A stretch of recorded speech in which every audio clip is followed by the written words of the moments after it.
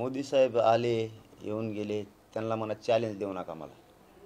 हो, तुम्हाला गोडीनं जितकं हाताळता येईल ना तितकं हाताळायचं, चॅलेंज नाही द्यायचं. तुम्ही एक तर गलत माणसाला खेटलात. हां, तुम्ही एक तर गलत माणसाला खेटलात. आणि आम्ही हे कार्यक्रम विद्यार्थी आणि महाराष्ट्राची जनता डोळ्यासमोर ठेवून स्थगित केलेले आहेत आंदोलन. आम्हाला लेकरं कळतात, विद्यार्थी कळतात, सामाजिक कार्यक्रम कळतात, आम्हाला लग्न कार्य लोकांचे टॅम्पो गुत्तील, माता मावल्या लेकरं गुत्तील, त्यामध्ये त्याचं भान आहे, जाण आहे, अशांतता आम्हाला पसरायची नाही. आणि काही लाड केले नाही. काय लाड केले? 30 दिवसात 40 दिवस घेऊन गेलात, आलात का आणखीन माघारी? मला बोलायला लावू नका उगाच. चाललं आहे तर चालू द्या, ती गुतवायची तयारी आहे ना तुमची, त्याच्यावर फोकस राहू द्या तुमचा. कोण कोण गुत्त आहे ना, त्याच्यात किती मंत्री बी जाते गुत्तेत ना, तेही कळलं. यासाठी लावायचे मी आनंदाने वाट बघतो. हां, ते कळलं वेळेवरती.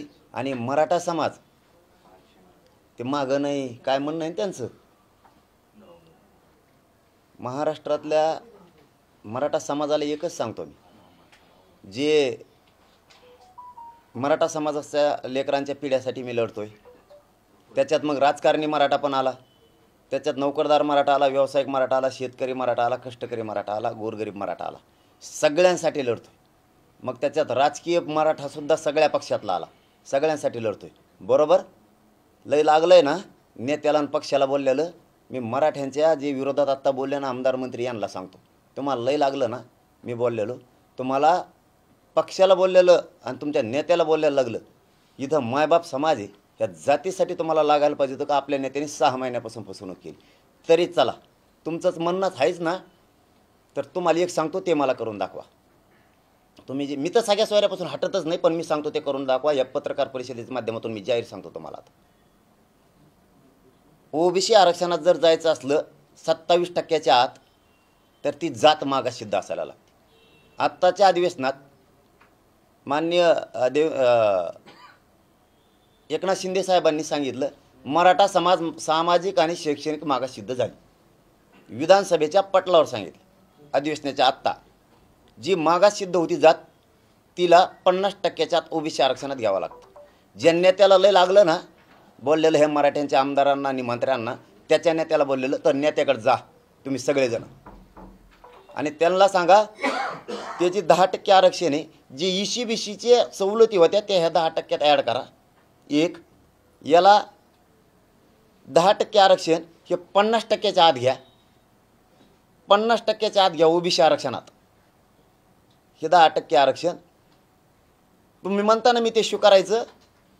त्याला 50% आत घ्या आणि ECBCच्या ज्या सवलती होत्या त्या लागू करा. तुमच्या नेत्याकडं तुम्ही जे आमदार आणि मंत्री बोलताय ना, जा माझ्या मराठा समाजासाठी त्यांना सांगा हे आरक्षण 50% आत घ्या.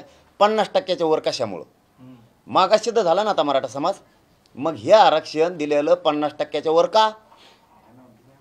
जा तुमच्या नेत्याकडं, तुम्हाला मान्य करायचं ना मला ते 10%.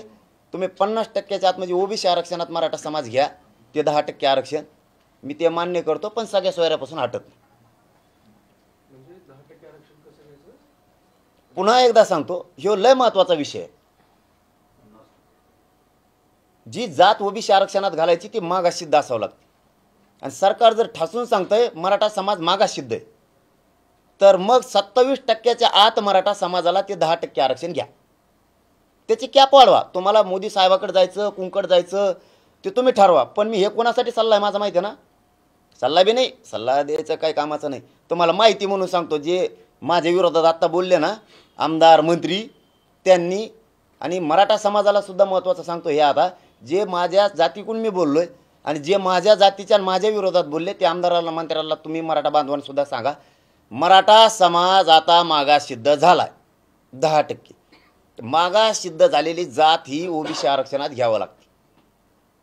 तर आता हे माझ्या विरोधात मराठ्यांचे नेते बोलणाऱ्यांनी यांनी देवेंद्र फडणवीसकडे जावं आणि त्यांना सांगावं की बाबा मराठा मागास सिद्ध झाला, हे 10% आरक्षण आता ओबीसी आरक्षणात घे, ओबीसी आरक्षणात घे. आणि ECBCच्या ज्या सगळ्या सवलती होत्या ह्या 10% राहू द्या.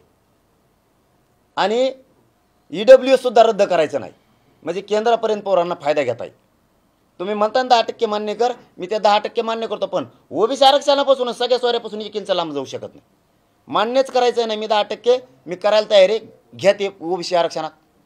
मागास सिद्ध झालं म्हणून सांगता 50%च्या वर 10% ठेवता, पागल समजित आहे. आणि म्हणतात माझे नेते कोण बोललं, काय आमदार आहेत तुम्ही मराठ्यांचे आणि मंत्री आहेत, स्वतःच्या लेकराचं वाटोळं करायला लागला तर मराठ्यांच्या तुम्ही स्वतः होऊन म्हणा की नेत्याला तुमच्या आता का तोंड बंद पडले का तुमचे? मला बोलायला जितके तुम्ही असे मासे पाण्याच्या बाहेर टाकल्यासारखं करत होते, जसं का तुमच्या जातीवर अन्याय केला. अरे जाती कोण बोलतोय मराठ्यांच्या आणि तुम्ही नेते कोण बोलताय? तुमच्या पक्षाला नाव ठेवलं ना, जा तुमच्या पक्षाच्या नेत्याकडे आता त्याला म्हणा 10% हे ओबीसी आरक्षणात घे ओबीसी आरक्षणात 27%. मागास सिद्ध झाली ना जाता आता, घे म्हणा. कुंकड काय बोलतो नुसता, पक्षाला बोलले माझ्या नेत्याला बोलले. अरे पण तुझ्या लेकरासाठी लढतोय, तुझ्या लेकराचं आयुष्याचं कल्याण होणार आहे आरक्षण मिळाल्यावर. तुझ्या आयुष्याचं कल्याण नाही करणार तो पक्षाचा नेता, तुला लय बोलायला लागलं ना तर ते आयुष्याचं कल्याण नाही करणार. मी माझा जीव जाळतो इथं, जीवपणाला लावला तुझे लेकरं मोठे व्हावेत म्हणून. तुझ्या लेकराला पिढ्याना पारचं आरक्षण मिळणार आहे. चला तुमचं म्हणणंच आहे ना 10% मी स्वीकारायचं, ते ओबीसी आरक्षणात घ्या मागास समाज सिद्ध झालाय तर. आणि त्याला ECBC ज्या 13%च्या सगळ्या सवलती होत्या त्या लागू करा आणि EWS पण ठेवा. आणि जे पाठीमागे ECBCतून EHBCतून आणि सारथीतून निवड झालेले पोरं ते सगळे घ्या. देश विदेशातील प्रत्येक घडामोडींचे लाईव्ह अपडेट मिळवण्यासाठी आता साम टीव्हीच्या सर्व सोशल मीडिया प्लॅटफॉर्मला लाईक, फॉलो आणि सबस्क्राईब करा. तसंच सर्व नोटिफिकेशनसाठी बेल आयकॉन प्रेस करायला विसरू नका.